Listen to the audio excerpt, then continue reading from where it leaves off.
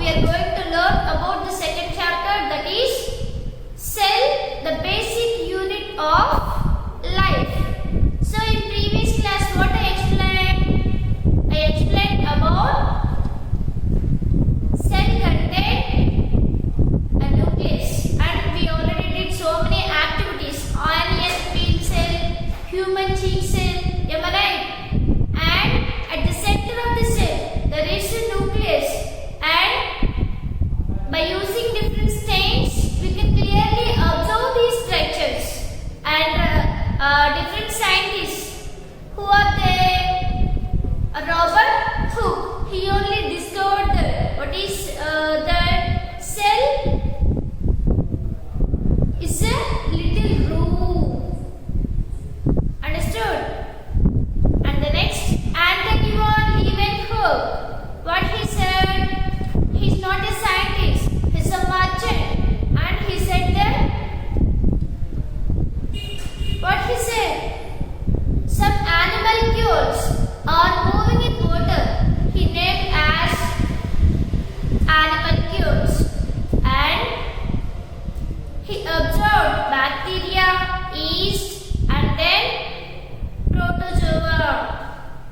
All these are he named as microorganisms, and he is the father of microbiology also. Understood, children? Now let's go and see diversity of cell. So when we have to observe under the microscope, we can clearly observe that different cells have different structures and they have different shapes.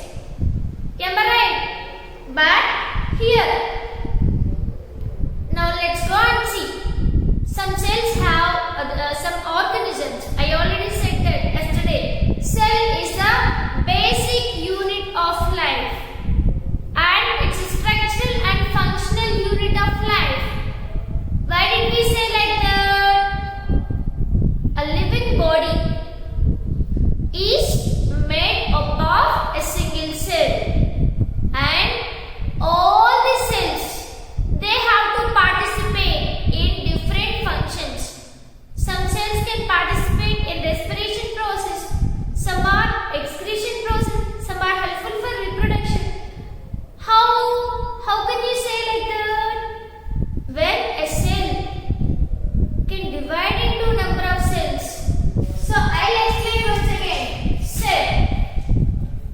A group of cells are grouped together to form a tissue. When a cell can divide into number of cells, all the cells are grouped together to form a tissue. What is that? A tissue.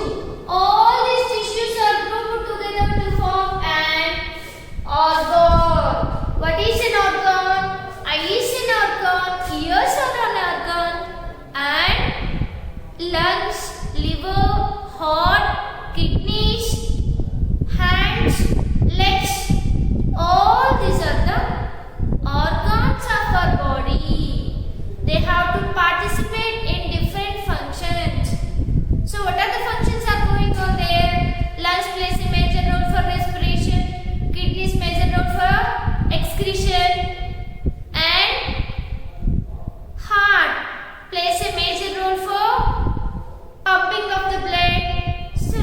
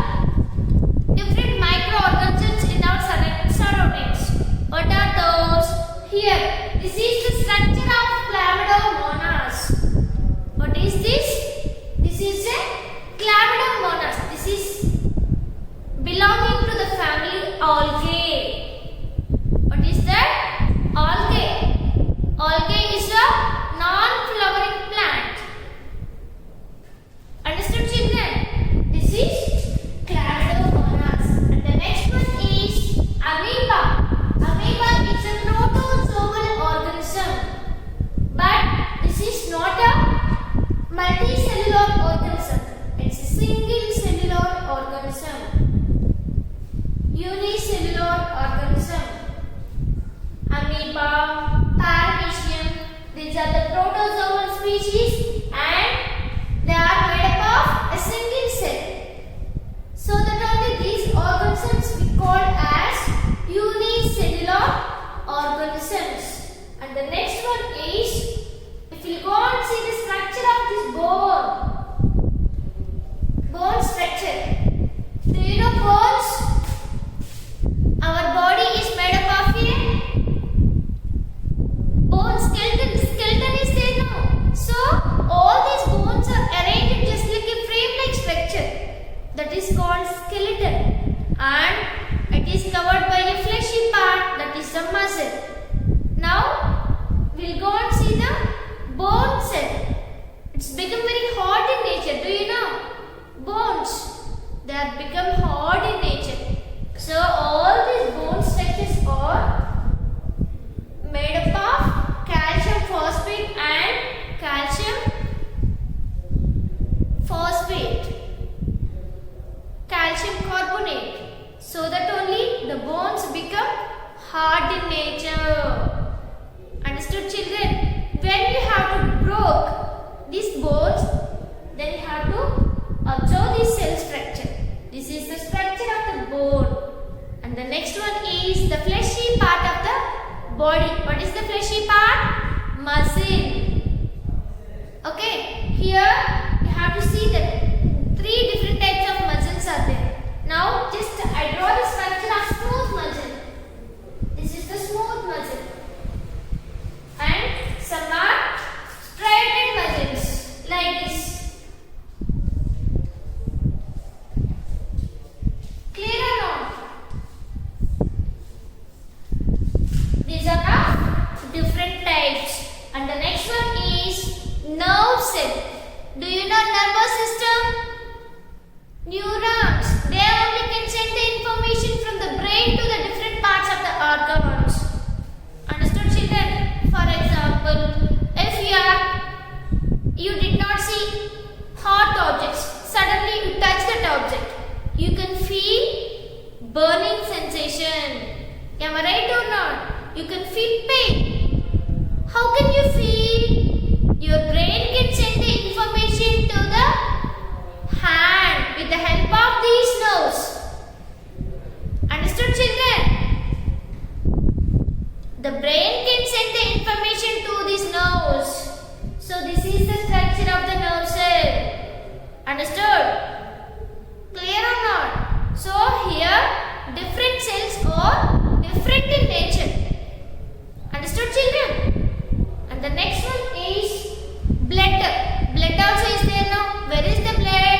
Blood is present in our body. It's a fluid tissue. It's a fluid connective tissue. Blood is a fluid connective tissue. And the blood has 3 different types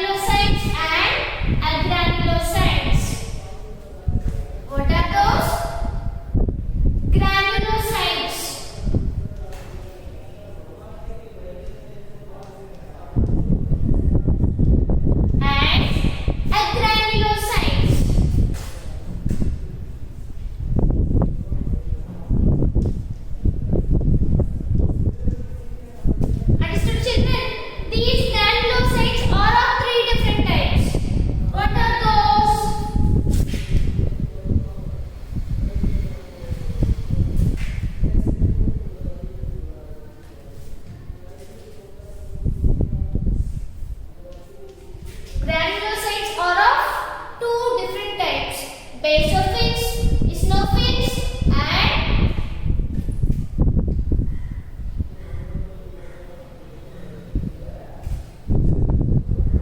basophils,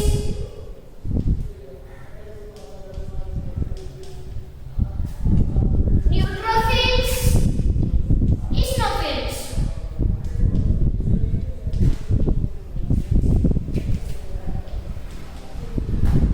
These are of three different types. And agranulocytes. Agranulocytes in the sense these white blood cells that doesn't have granules. Those blood cells we call as agranulocytes. These are of two different types. What are those? Monocytes and leukocytes. And so monocytes and lymphocytes. Monocytes and lymphocytes.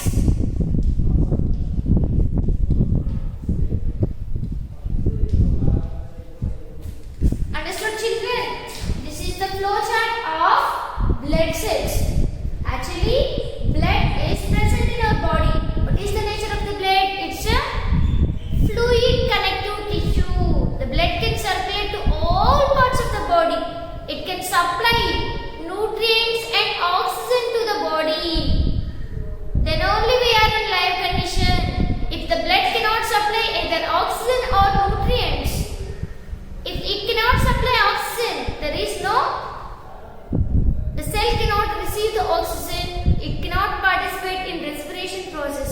We cannot live in condition. And if this blood cannot supply food, that is nutrients, then what happened? We never get energy.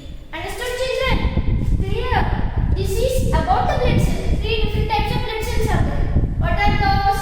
Erythrocytes, that is red blood cells, leukocytes, and then platelets. So these platelets plays a major role for clotting of blood. If anything will happen to us, if any wound can be, if any cut will happen on our skin, then what happens? Blood will come out. If continuously the blood will come out through the body, then it leads to death of a person. So to avoid the problem that the blood can clot itself, that is due to the presence of these platelets. Understood, children? So here these leukocytes are of two different types. What are those? Granulocytes and then agranulocytes. And here these granulocytes are of three different types: basophils, neutrophils, and eosinophils. And the granulocytes are of two different types: monocytes and lymphocytes. These leukocytes only can act on disease causing germs. They can fight against the disease causing germs. This is about the blood cells. They have different in shapes. Understood, children? Now, so the cells are not at all having the same shape and same size. They are in different shape and they have different in size. Understood, children? Now let's go and see the largest. So prokaryotic cell, bacteria, do you know? It's very small in size. So the smallest cell is a bacterial cell, prokaryotic cell, and the largest cell is ostrich egg cell. What is that? Ostrich egg cell. Understood, children? This is a flightless bird. Am I right? Ostrich is a flightless bird. And ostrich egg cell is the largest cell. And bacterial cell, prokaryotic cell, is the smallest cell. Now, how can we say based on the, when you have to measure them, when you have to measure the size of these cells, then only you have to say that this is the length of the cell. Like that or not? So now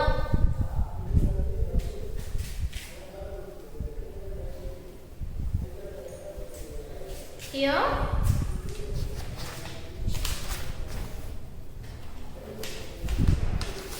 what are the units for measuring the length? 1 meter is equal to how many centimeters? 1 meter is equal to 100 centimeters. 1 meter is equal to M4, it indicates meters. 1 meter is equal to 100 centimeters. And 1 centimeter is equal to 10 millimeters. Am I right or not? And 1 millimeter is equal to 1000 micrometers. Micrometers. 1000 micrometers. How can we write this like this? Mu. Micrometers. And 1 micrometer is equal to 1000 nanometers. How many nanometers? 1000 nanometers. These are the units for to measure the length. Understood, children? Clear or not? 1 meter is equal to how many centimeters? 100 centimeters. And 1 centimeter is equal to 10 millimeters. And 1 millimeter is equal to 1000 micrometers. UF in the sense micrometers.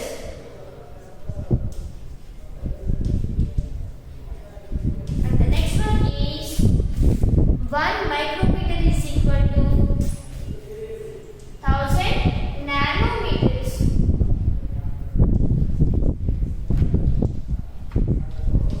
This is the first chapter, that is cell, the basic unit of life.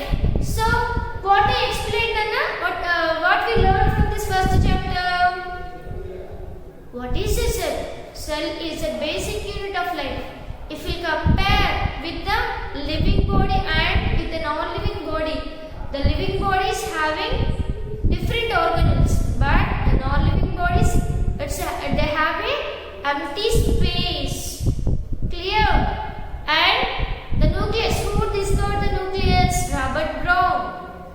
And he took an orchid leaf and then put under the microscope. And what he observed, along with the nucleus, he observed stomatal cells.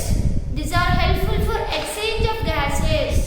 And this nucleus only can maintain the whole functions in the cell. The cell only can regulate the body. Understood, children? And I already explained about the different activities. What are those? Onion peel cell and then human cheek cell.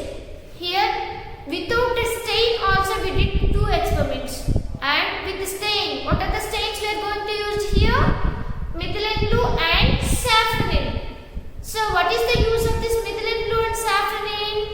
They can absorb the color. Then we can clearly observe the internal structure of these cells. Clear or not? And the next one is what I explained.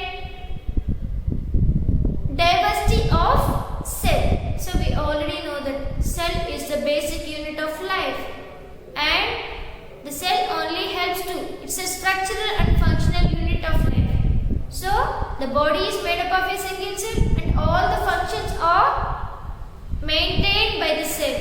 So that only we can say that cell is the basic structural and functional unit of life. Understood, children? And I already said about the different types of cells. And if the cell has a body is made up of a single cell, those organisms we call as unicellular organisms. And if the body is made up of a group of cells, number of cells, those organisms we call as multicellular organisms. The best example for unicellular organisms are protozoal organisms, those are amoeba and paramecium. And the multicellular organisms are all human beings, plants, animals, all are made up of a group of cells, multicellular organisms. Understood, children? And I already said the differences between the different types of cells. What are those?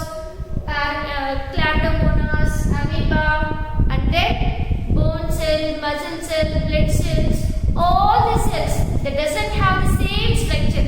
They have different in shape.